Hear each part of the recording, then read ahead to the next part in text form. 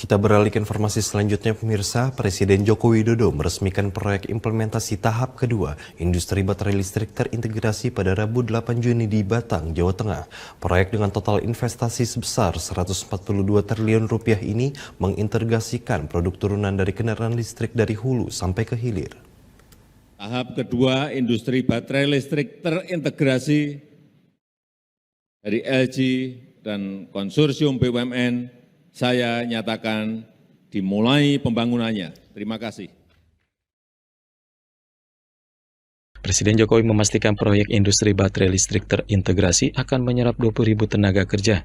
Pemerintah juga menekankan pentingnya pengusaha nasional maupun daerah serta UMKM yang terlibat menciptakan titik-titik pertumbuhan ekonomi baru. Dalam seremoni implementasi tahap kedua industri baterai listrik terintegrasi pada Rabu kemarin di Batang, Jawa Tengah, Kepala Negara mengatakan investasi senilai 142 triliun rupiah ini melingkupi integrasi produksi kendaraan listrik berjalan dari hulu sampai ke hilir.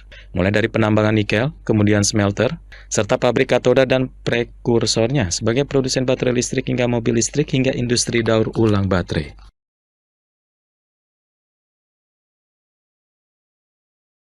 Total investasi ini juga bukan jumlah yang sedikit, 142 triliun rupiah.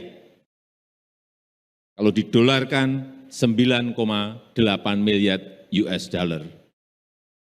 Dan yang paling saya senang, menyerap karyawan, SDM, tenaga kerja kita 20.000 orang. Bangunan pabrik ini merupakan wujud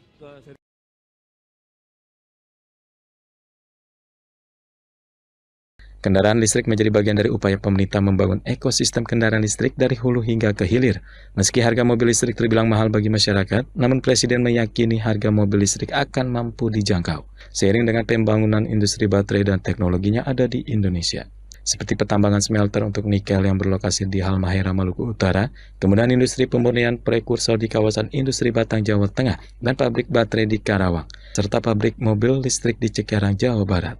Presiden menambahkan Indonesia sebagai produsen utama produk barang bekas nikel seperti litium. Proyek kendaraan listrik merupakan kesempatan emas untuk membangun ekonomi hijau. Dito Resito, Garuda TV melaporkan.